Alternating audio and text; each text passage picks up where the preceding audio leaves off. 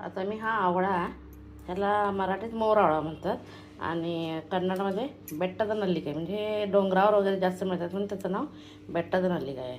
आता मी ह्याचे बारीक बारीक पीस काढून घेणार आहे. स्वच्छ धुवून हे करून घेतलेत, पुसून घेतलेत. आता ह्यांना बारीक पीस करून घेतले. आता 4 बेट्टद नल्लिका म्हणजे 4 आवळ्याचा एवढा मी आता खीस करून घेतला, म्हणजे मी खीस केला नाही, डायरेक्ट स्लाईस काढला. आता हे काय करणार आहे, हे सगळं एका डब्यात घेणार आहे आणि एक 5 मिनटं मोदक पात्र असतं ना, त्या मोदक पात्रावरच हा डबा ठेवायचा, पाणी न घालता, आणि वाफ घ्यायची फक्त 5 मिनटं, थोडासा कठीणपणा जाण्यासाठी. ते पलीकडं वाफ व्हायला लागल्या तयार, वाफेवर 5 मिनटं शिजायला लागले. तोपर्यंत मी गूळ, ॲक्च्युली मला प्रमाण काय 1 वाटीला 1.25 वाटी, 1 किलोला 1.25 किलो पाहिजे, पण मी आंबटपणा त्याचा राहायला पाहिजे म्हणून कमी घ्यायला लागलं. म्हणजे आपल्याला आरोग्याच्या दृष्टीनं करायचं आहे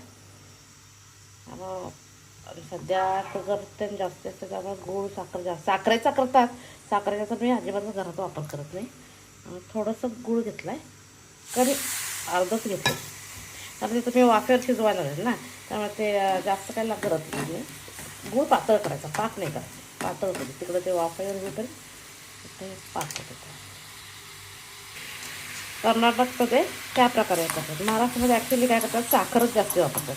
1 किलो खीस झाला किंवा त्याचे तुकडे झाले तर 1.25 किलो साखर वगैरे वापरतात. गूळ महाराष्ट्रात शक्यतो वापरत नाही. कर्नाटकात गूळ वापरतात आणि आम्ही तर सगळ्यातच गूळ वापरतो, साखर वापरतो. मी गुलाबजामुनला सुद्धा गुळच वापरतो. त्याचा पाक पण असा अगदी एकसारखा करतो. आता याच्यात थोडीशी वेलदोड्याची पूड घालायची. पाक झाला आहे, गॅस बंद करते.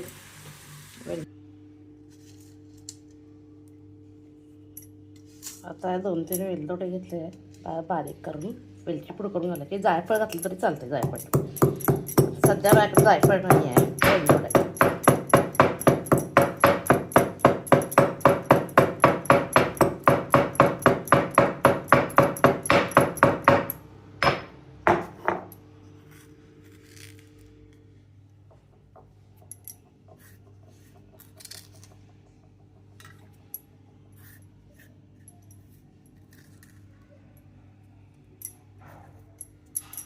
ॲक्च्युली आवळा आरोग्यासाठी अतिशय चांगला आहे. इंग्रजांनी सांगितलं ॲपल चांगला आहे, पण ॲपलपेक्षा जास्त आवळा चांगला. आता हे वाफवून घेतलं आहे, मऊ झाले. त्याच्यात पाक जायला पण इझी म्हणून एकदम पातळ अशा स्लाईस करून घ्यायच्या.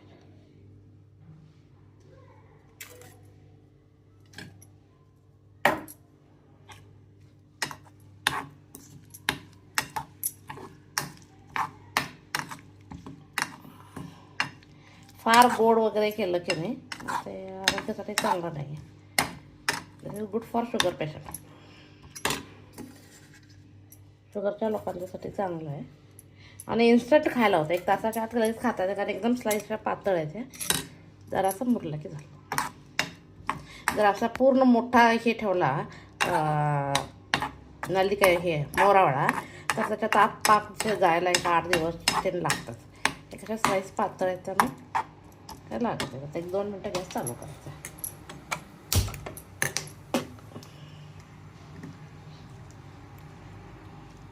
एक उकळी आली की बंद करायचं, गार झालं की खायला तयार.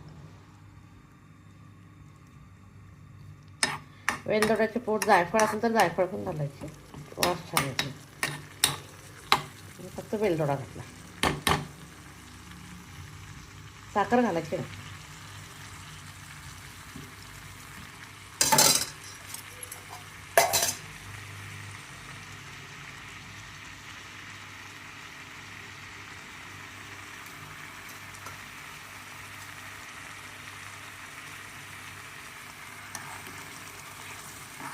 झाकून ठेवायचं नाही, झाकून ठेवला की लक्ष जातं आणि पाक कडक व्हायला लागतो. पाक असा राहायला पाहिजे, फक्त जाड झाला की घट्ट होतो. बघत राहा, हो झालं.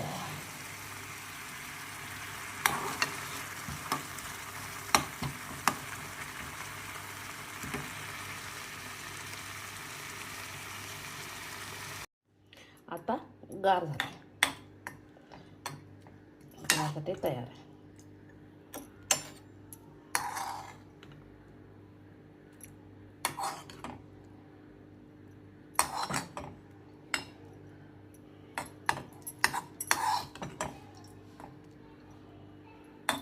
खिसला तरी चालतं, पण खिसला तर गॅसवर फार करेक्ट बघायला लागतं, कारण खिस एकदमच पातळ झाला असतं नाही, म्हणून मी अशा चकत्या करून घेतल्या.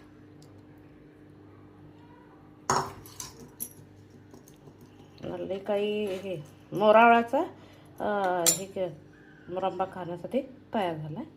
औषधी आहे, शुगर पेशंटसाठी अतिशय चांगला आहे. माझी रेसिपी आवडली असेल तर लाईक शेअर करा.